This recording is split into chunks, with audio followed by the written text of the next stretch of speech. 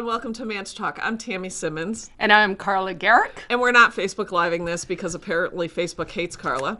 I don't have I got banned. And I don't have the app on my phone and refuse to put the app on my phone, and I didn't bring my laptop. So we're going to have to do this just on TV, and we'll do it on YouTube and upload that because as of yet they haven't. And shut to down Library and Odyssey and BitChute and all the other platforms that we now have to create, like underground people. You know, Tammy, I grew up in apartheid South Africa. I know. Which was a police state. And I have to say, I am horrified to see us moving in that direction. Everything, discussions are being pushed underground. I mean, I was in college. I remember, like, if you wanted to go to a mixed race party, it was like an underground club. You had to, code words and secret addresses, and this was before social media. So, like, it was you had really to, tricky, like it was, here's a We're going golfing. Yeah. So, I got suspended for 30 days. I have no idea why. I think it was because I shared one photo from the Capitol. It didn't depict violence at all. It was an aerial shot of tens of thousands, possibly hundreds of thousands of people. It was from someone who was there. Someone else had shared it. I shared it and said, wow, I had no idea. For that, apparently, I got caught up in this mass ban that, has caught up people like former presidential candidate Ron Paul. I mean, who bans Ron Who literally's platform is peace, which I would say is also my platform in case people are getting confused, because apparently people are getting confused. So it's a 30-day ban. I can't send messages. I can't work on any of my pages. I own at least 21 pages. I don't have extra admins for all of them. So, I mean, in some ways, it's been a good learning lesson. I'm now on MeWe. Yeah, I signed Minds. up. I was on Parler for 2 days before. They banned Parler. Well, that's something that people have to really think about whether they're okay with. And if you are okay with it, why is that? So Parler, for those who don't know, because why do we know? Parler's was a counter to Twitter, because people felt that Twitter was restricting who could say what. Look, let's just clarify. It's not that people feel. No, I'm just saying. They happening. were, but let's just say, even if they just felt it. So Parler, because it's okay to have competition. So there was this Parler app. Well, it's not okay when you are, monopolistic. Right. So Parler was hosting their, this all takes stuff behind the scenes that we all don't see on our phone, was using AWS, which is Amazon Web Services. That's where they were hosting. Cloud host, that's where it ran. Well, Amazon decided, well, no, we don't want Parler on using our servers. So Parler then was going to go to other vendors that they use, except for they've been apparently blackballed, and all of their vendors have refused to let them exist. So, this is actually, what we're seeing is what happens when government's too big and corporations are too big, and governments and corporations start to collude, right? Because in a truly free market, meaning that no one gets to say what, it's like, well, you're entitled to your opinion. Exactly. It's also, of course, within that combination, the whole free speech issue, right? I had a phone call yesterday. I got a phone call from an AP reporter who was calling. I had never worked with him before. He left me a voicemail. It was extremely garbled. I called him back. I was like, hi, I saw you called. Who are you? He's like, hi, I'm a reporter from the AP. I know you've been going to some of these rallies, reopen, that kind of stuff. So can you tell me where the armed protests are planned for the 50 states? What is wrong with and the I was world? like, first of all, I don't know who you are, so I don't know why you're calling me and asking me these questions. What? Second of all, I don't know, because I got banned off Facebook. So, and I should say I'm suspended for 30 days. But, I'm definitely going to be moving my stuff elsewhere. And then, we got talking a little bit, and he had a bit of a tone, and I think I started to take a bit of a tone too. And I was like, well, who are you? And he's like, well, now no one wants to tell me anything. And I'm like, big surprise. Well, we're getting maligned misrepresented in the media, fake news, so at some stage it's like, what is it worth Well, and working what's with you guys? strange You're a is- bunch of liars, pants on fires. So what I found peculiar, I said, well, let's do something else first. Yeah, we never get into that. So I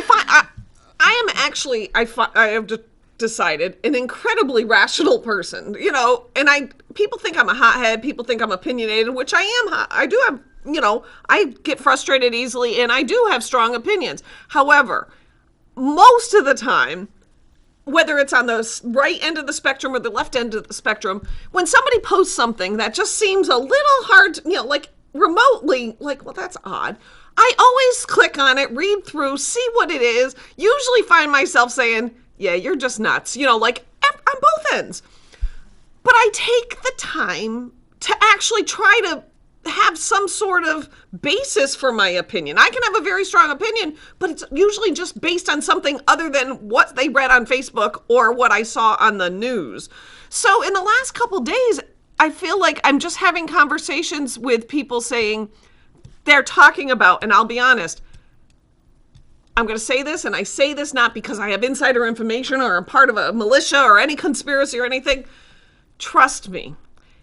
If that was an armed insurgency, or if those were domestic terrorists in an act of sedition, that is not what it will look like. No. Running in with Trump flags, think about it. If you were going to take over Congress, do you think your weapon of choice would be a political flag or a pair of horns on a furry hood? Exactly, or a dude in a on. furry costume with a buffalo. Realistically, what do I think happened? Although I will say this, I don't know with that dude. I can't figure out if he's I think actually he's just like an actor. like a BLM Antifa think kind of he's just a dude. paid He's actor. definitely been in other places, but I mean. Say what you want about the last week. The memes have been off the charts. So that guy, I mean, forever will be the gift that keeps on giving. But one of my favorites was, you know who Vermin Supreme is, right? Do. So Vermin Supreme is the guy with the boot on his head. He's been doing performance art, trying to sort of shine a light on the ridiculousness of the system for over 20 years. I mean, he's gotten to the stage where people are taking him seriously. Right. And he kind of legitimately put his hat in the ring for the Libertarian Party this last session. And so one of the memes I saw was like, well, at least now there's a guy who makes Vermin Supreme seem normal. See, things. There's always things. The pluses. But so words matter. So I do do. think it's important to unpack a couple of things here. First of all, the term sedition and insurrection mean things. Yeah. So for the media to suddenly start throwing that around very consistently, you're seeing it in instantly. every single article, is them manipulating you. Yes. So that is really just something for everyone to... Well, so this morning I said to Dan, because Dan's smart, and I always say, so what do you... So Dan has two brothers. They are on complete opposite ends of the political spectrum. Like, they can't be any farther apart.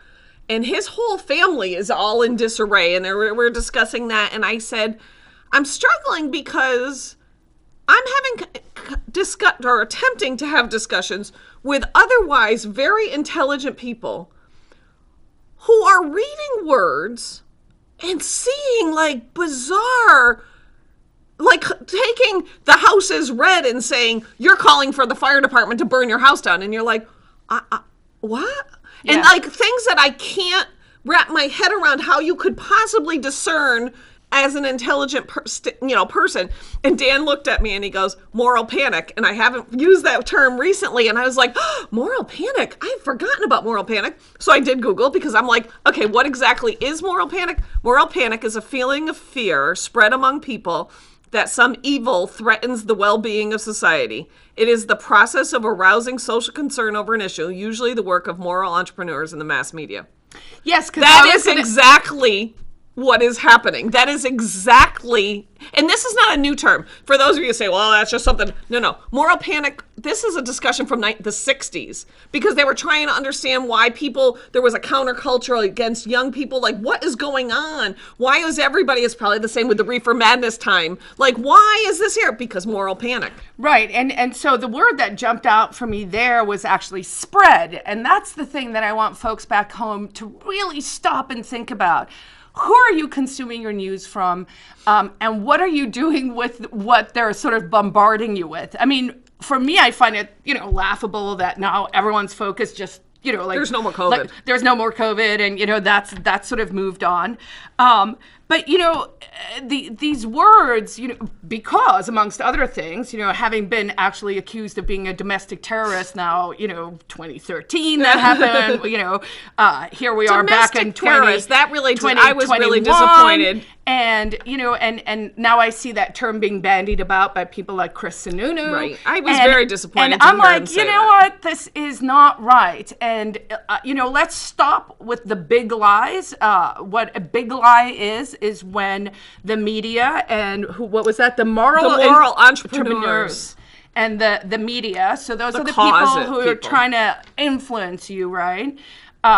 When they start throwing these terms around and pointing at other people to get the attention of themselves, perhaps, then you have to really stop and listen. So I was at the rally at Chris Sununu's inauguration last week. I saw a couple pictures. Seemed like... there were 150, 200 people, 100% peaceful. People spoke, people sang. There was a fairly significant state trooper police presence.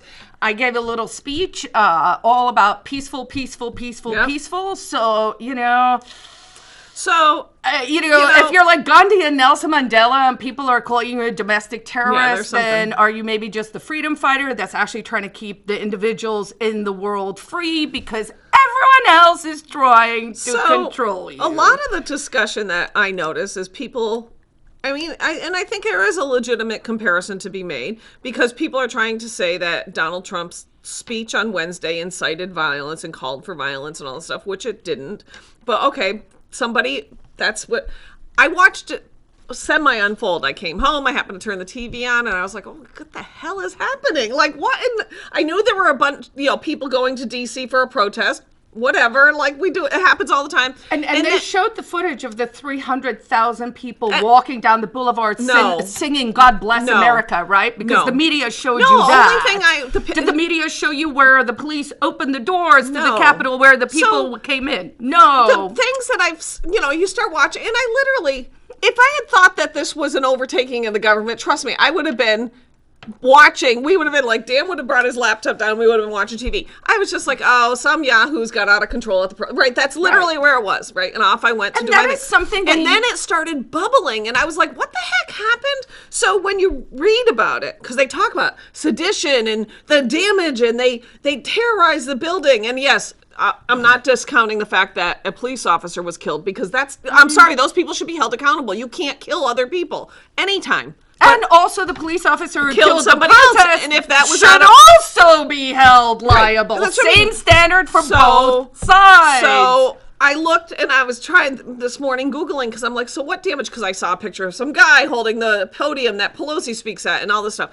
So I Googled to try to see, because if there was all this crazy damage in this, takeover of government and this armed, sedition or whatever it was where people were armed, the pictures are all like, there's an office and there's papers strewn about. And then there was a sign outside of Pelosi's office that's been damaged. And there were some broken windows, but it wasn't like somebody set the Capitol building on fire. Now, in contrast to that, let's think back. I know it's a long time in the past. Oh, the peaceful let's go back to the peaceful over protests over the summer. Kenosha, Wisconsin had $50 million in damage. 100 businesses were damaged. 40 of them never came back. Portland, Oregon had $23 million in damages. 303 police vehicles had been vandalized. Minneapolis had 220 buildings damaged, $55 million in damage. Like, major damages. Buildings were set on fire. cars were trampled. People who had nothing to do with it were impacted. That is what riots and like chaos look like. Here's the somebody inside scoop. holding a podium for a picture next to the guy with the horns or whatever craziness it was.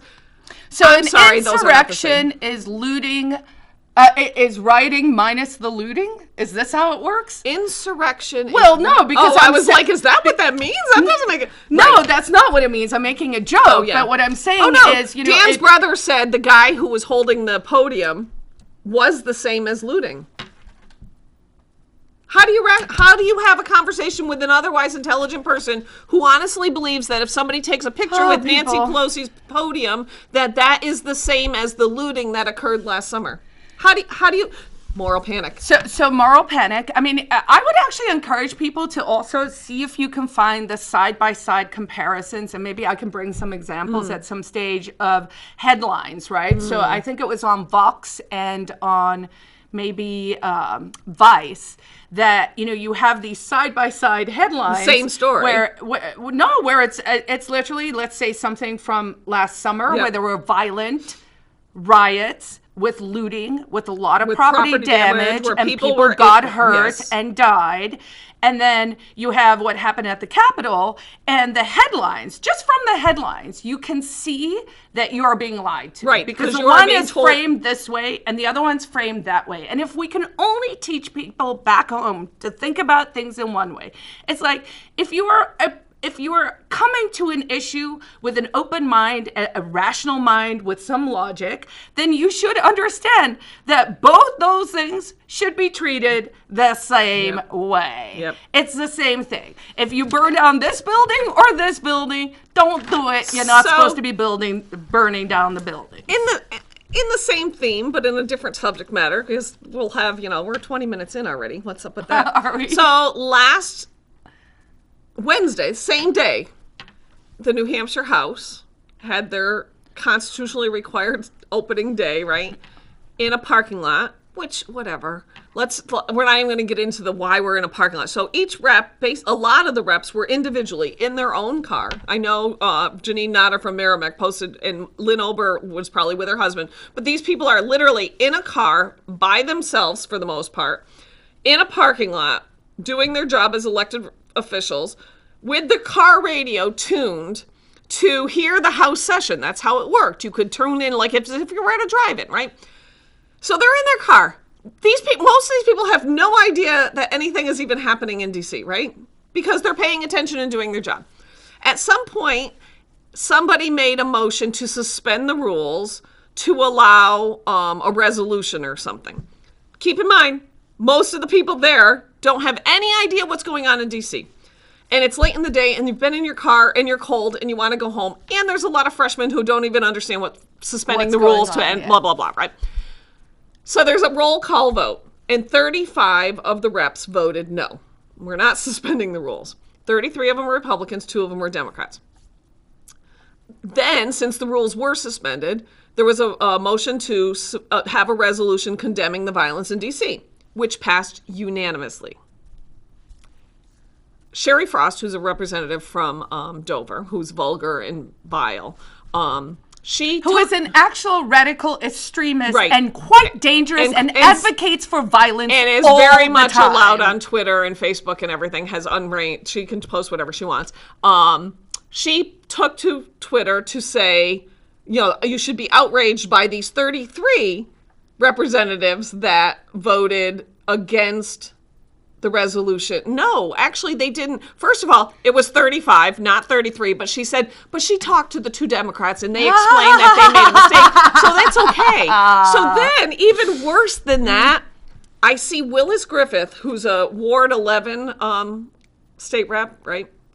He apologized for voting against the resolution condemning the violence.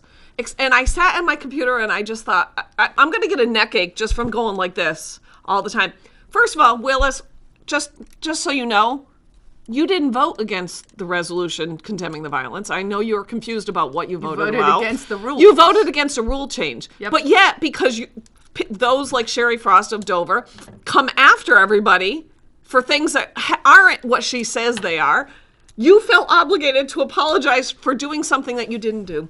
This is what's wrong. This is what's wrong. You've got people who are bullying and terrorizing other people. Look at the Troy police chief. Can we just talk about my bullying session this weekend? So imagine my consternation when I wake up on Sunday morning and my Google alerts are all like, I'm in an article about white nationalism and anti-government extremism. Maybe we could call those words, I am pro-peace, pro-liberty, pro-individualism, which pretty much means I'm anti-slavery and pro-mankind. So, before we all get confused. But it is Xandra Rice Hawkins, who's another vile person. So Xandra Rice Hawkins from Granite State Progress, this lady moved to New Hampshire to try and make it more progressive and expends all her time trying to make being free paid staters to do that. She gets look bad. She's been She's paid all by along. Soros. You can go listen to the Podesta files. So there's a genuine part of me that just kind of wants to go, Xandra Rice Hawkins loves pedophilia. Right, because so every time someone's going to call me... Well, she does have children, so that would make sense, right? So logic basically, what I suspect this was, because it's it's really attacking Chris Sununu in some ways, but, it's very cleverly worded to sort of catch groups up. Yes. She knows I'm litigious. I did look at it. I had a lawyer look at it. I'm like, can I sue? We'll see.